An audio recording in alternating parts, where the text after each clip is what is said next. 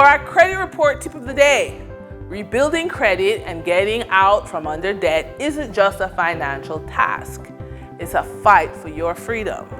It's the daily decision to face what feels overwhelming.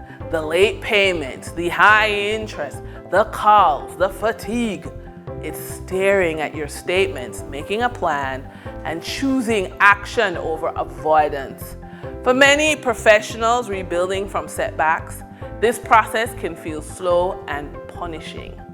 But every on-time payment, every reduced balance, every call you make to negotiate your terms is a win.